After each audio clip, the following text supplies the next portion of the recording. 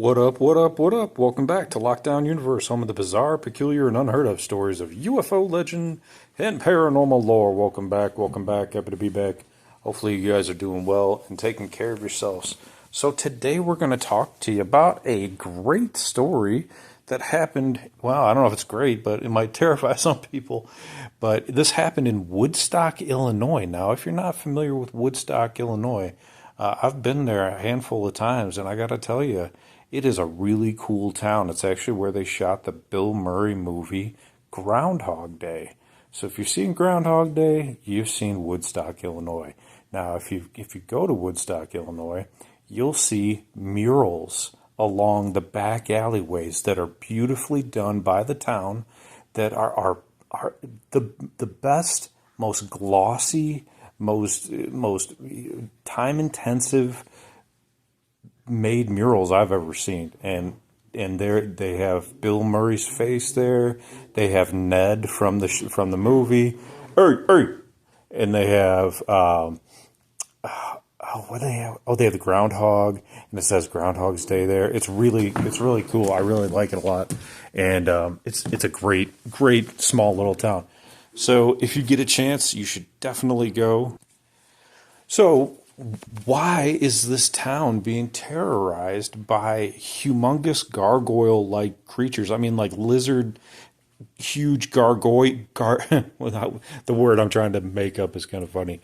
Gargoylin type creatures, and I have to say that these creatures have huge proportions. They have leathery wings. They have unbelievable sizes. I mean, it's not even close to human size. I mean, we're talking 9-10 feet tall from these reports, and we'll get into the reports. And these things bring about a terror in people. Now, is it a natural fear to fear what is right in front of you? Yes. You know, especially even if it's 30 feet away, like in this first case with a man who wrote in by the name of TM. Now, this is from phantomsandmonsters.com. TM was parked at a pond, DuPont Pond, in or near Woodstock, where this was February 22nd of 2019, and he wasn't parked. He was going home, and then he stopped because he saw this thing, and he's like, "Am I really seeing what I think I'm seeing?" And he sees this thing, and it's 30 feet away. Now, I'm not sure from the description if it was in front of him or not. I mean, maybe you stop if something's in front of you, but maybe you stop if you think you see an alien or what you think might be an alien. So he sees this thing. It's like 9 to 10 feet tall. It's got these huge leathery wings. And he reported it could have had even fur on them as well, and that this thing had red eyes. Now, it seems almost made up, right? It sounds almost too good to be true at this point. But when it comes to aliens, we know that there's been reports of different kinds of aliens, and reports of reptilian type, like the Varginha incident down in Brazil. And that alien had red eyes and a brown, oily, leathery kind of outside skin. Now, that one was only 5 feet tall, and it didn't have wings, but there are reports of red-eyed aliens. So I think it's just kind of interesting that we always perceive this glowing-eyed, red-eyed alien as being fictional, but with the light reflecting off of it, maybe it might seem like it's glowing. He didn't say it was glowing necessarily, just said that they were red. So anyway, so he's like, well, I'm going to get the hell out of here. Takes off, goes home, right? Now, what's interesting is he did report it, and then he reported it again to Phantoms and Monsters. But what's cool is that we have 3 reports in the same 2-week period in February of 2019 in Woodstock of this same creature. I mean, can't say aliens. We don't know if it's here from another planet or not, but one would have to assume. Now, we'll get into kind of the questions of why they're here in a second. The second case was a woman who was coming out of Jewel Osco, actually, interestingly enough, which is a popular chain grocery store.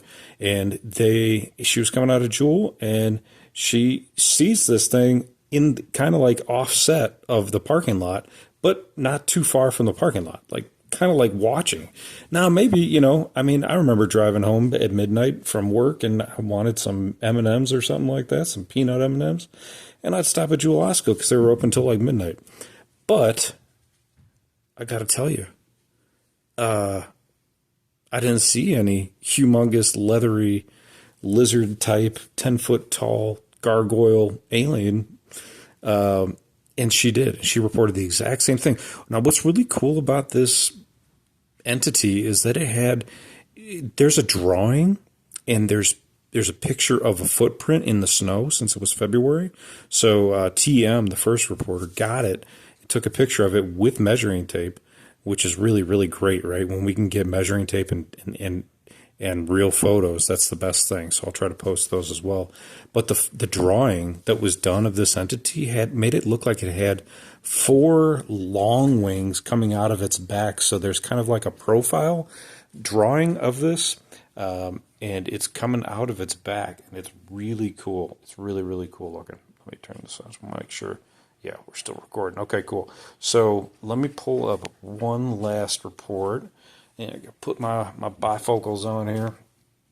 So let's pull up the very last one. This is Dewfield Pond. I'm sorry, I said DuPont. It's Dewfield Pond. And there's a lot of snow and slush in February. But man, this picture is so cool. I'll try to post this one too. So again, this was all in the same 2-week period. Another one was off of Rose Farm Road. If anybody's listening, they're from that area. There was a sighting off of Rose Farm Road where a woman had an overwhelming sense of dread at the moment of the sighting and was reportedly too shaken to provide additional details afterward. An additional encounter occurred in the early morning hours near the McHenry County Fairgrounds, and a man contacted the singular Fortean Society after observing what he believed to be the same type of winged being outside the Jewel Osco parking lot. So those are the three encounters: TM, the woman, and then this additional male that was by the McHenry Fairgrounds at the Jewel Osco parking lot.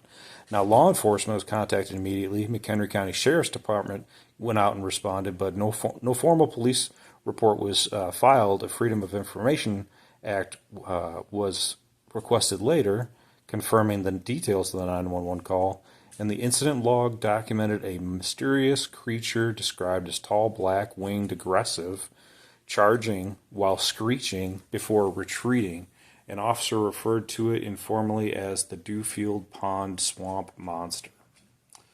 So that's pretty cool. So, I mean, now let's do some evaluations. So when we're doing the evaluation, we're talking about like what are the feelings about this entity and what was it doing? What was its purpose? So the feelings were always a sense of dread, fear, and kind of like retreat, right? This thing was screeching at people, and it was aggressive and assaulting towards people in these police reports. So this is interesting because this is a different take, right? We hear a lot about these types of creatures near airports, O'Hare, the New York, JFK, the bigger airports, LA, LAX, and it seems like they're just, sky watching and watching these airplanes just fly around. I don't know. Or maybe they're looking for their next victim. We really don't know. But according to these reports, these entities, they've been seen throughout the Midwest, definitely in Chicago. Now, this one, it says they even had green luminescent eyes in some of them, some of the reports. Apparent territorial behavior aligns with the patterns observed in other high strangeness winged humanoid cases. Written by Lon, who does Phantoms and Monsters. Now, this is pretty cool because, when we're getting these multiple reports. Now, anybody could make up anything. We just have to take things with a grain of salt.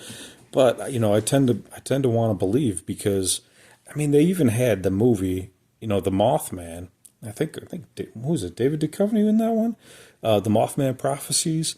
But, that was about that Pennsylvania bridge crash where the Mothman shows up, before these negative disasters happen, basically. It's basically like they're either there to warn people or they're there to scare them off, one or the other. Now, people wrote in these in these articles, in these police reports, they seem to be territorial. That would mean that they're worried about their territory. Do you think that these entities are living here amongst us and have been here the whole time? Maybe they're living underground. But then if they're living underground, why do they need wings? Nothing living underground needs wings. Because there's no sky underground, is there? Or is there? Some people believe in Agartha. Some people believe that Agartha is basically the underground second Earth. And there is a sky underneath our crust. It seems almost impossible. But guys like Emery Smith, who I really, really believe and trust in, state that he's even been there. They've done research parties there and gathered soil samples. There's been bioluminescent plants, animal life down there, and he even says that there's like smaller creatures like gnomes, but but they have like moss on them, so he called them kind of moss men. But they were smaller in nature, about 3 to 4 feet tall. Nowhere did he ever say that there was any Mothmen under there. So it makes me think that they're probably not from inner Earth, that they're probably from somewhere else, and they come here when they need to. It doesn't make me think that they're from the oceans, because you wouldn't need wings in the ocean. So it makes me think that they've come from another planet, and they come and they observe and terrify people. And I don't know if maybe they're trying to communicate, but they never seem to telepathically communicate like so many other alien species do. The Greys telepathically communicate. The Reptilians do. The Nordics do. None of them need to speak at all. They can speak if they want to, and it can be understood by humans, but it's not always English. It can be another language, but we can still understand it, according to other reports of some of these individuals in the Nevada desert in Area 51. So what do you think this Mothman, gargoyle-like creatures are doing in the Midwest and around the airports around the country? Why are they hanging out in February around ponds in, not big populated areas, I mean, I guess McHenry County's not too bad population wise, but you're starting to get out into like a little bit more of the country area. So it's confusing. I don't know what to say. I want to say that these things are, like I said, from another planet. Why are they here? Just to observe? Or are they also here to abduct? I've never heard of an abduction with a Mothman, right? I don't think anybody has.